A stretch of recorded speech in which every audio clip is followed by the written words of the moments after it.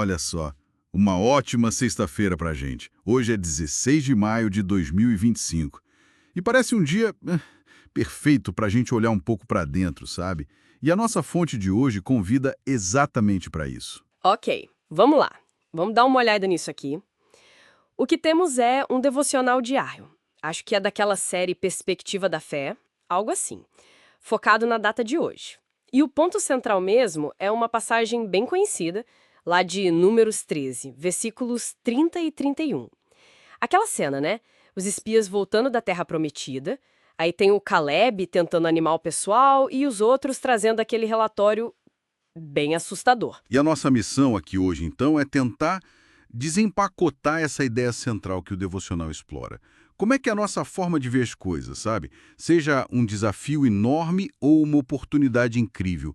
Como isso está ligado, assim, profundamente ao nosso estado interior A nossa bagagem, né? e, claro, a nossa fé ou talvez a falta dela. É, e o que eu acho fascinante aqui é justamente essa dualidade, né? Tão radical diante do mesmo fato concreto. Quer dizer, a Terra era uma só, todo mundo viu, todo mundo explorou, mas ainda assim gerou duas narrativas opostas, completamente opostas. De um lado, Caleb, né, com aquela convicção quase desafiadora, falando: olha, vamos subir e vamos possuir a Terra, porque a gente consegue.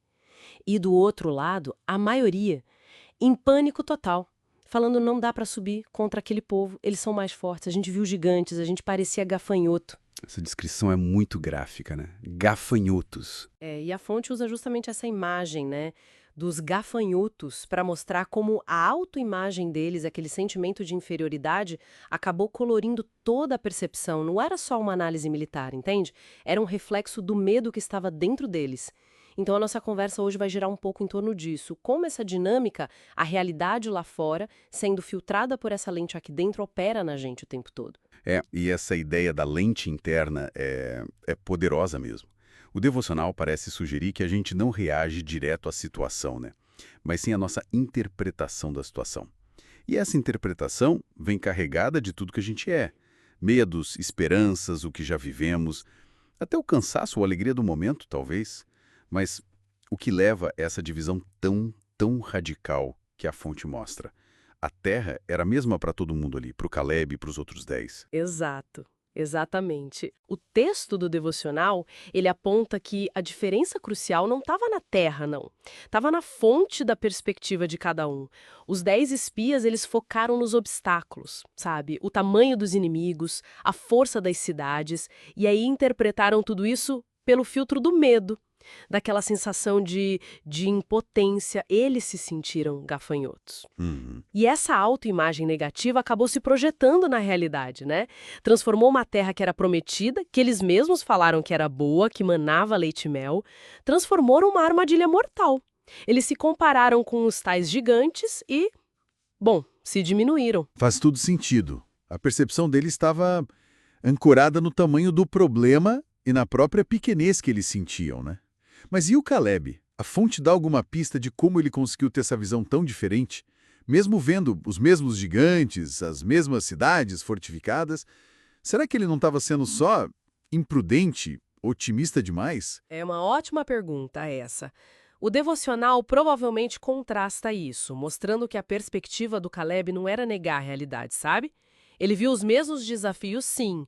A diferença é o que a fonte sugere é que estava no ponto de referência. Ponto de referência.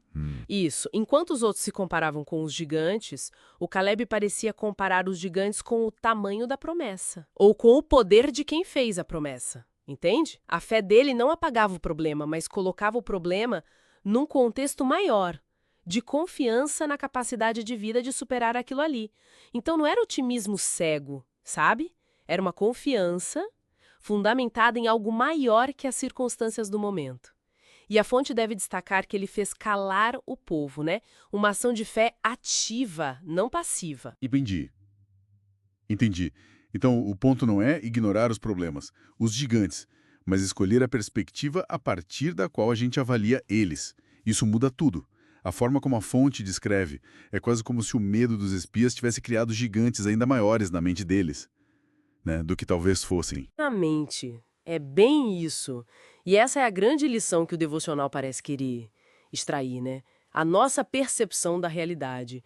Seja um projeto no trabalho, um desafio pessoal, uma crise qualquer, ela acaba dizendo muito mais sobre o nosso estado interno. Nossos medos lá no fundo, nossa fé, nossa autoestima, nosso histórico, do que sobre a natureza objetiva da situação em si. E se a gente conectar isso ao quadro geral, a história dos espias vira uma metáfora muito poderosa. A fonte usa isso para ilustrar como a falta de fé, ou sei lá, um complexo de inferioridade, pode paralisar a gente, pode distorcer a realidade, a ponto da gente ver ameaças intransponíveis onde talvez existissem só desafios, grandes, mas superáveis. E o Caleb, nesse cenário, ele representa essa possibilidade de uma perspectiva diferente, né? Ancorada na fé, que abre caminho para ação, para conquista, mesmo com medo. São dos outros 10, bom, a gente sabe pela história bíblica que foi trágica para aquela geração, né? Pois é.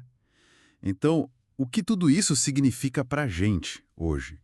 Assim, parece que o ponto central é que a nossa reação a um desafio, a forma como a gente conta a história da situação para nós mesmos, isso revela mais sobre o nosso mapa interior, nossas crenças, nossos medos, do que sobre o território lá fora, né? Não somos só vítimas passivas da realidade, mas intérpretes ativos dela. E, pelo que entendi, a fonte original até termina com umas perguntas que meio que cutucam a gente nesse sentido, né? Algo tipo, de que forma seus sentimentos agora estão moldando sua visão de uma situação específica? Ou, você está disposto a considerar uma outra perspectiva, talvez mais alinhada com a fé ou a esperança, mesmo que o medo esteja gritando aí dentro? São questões para levar para o dia, né? Exato, para refletir mesmo. E isso nos deixa com uma provocação final, acho que bem alinhada com essas reflexões do material. Como é que a gente pode, de forma consciente, sabe, ativa, cultivar uma perspectiva que reconheça, sim, os gigantes, os desafios reais, mas sem se deixar paralisar por eles? Escolhendo enxergar as promessas e as possibilidades que também existem ali, naquela mesma paisagem. É. Uma reflexão e tanto para essa sexta-feira. E com isso, a gente conclui nossa análise do material de hoje.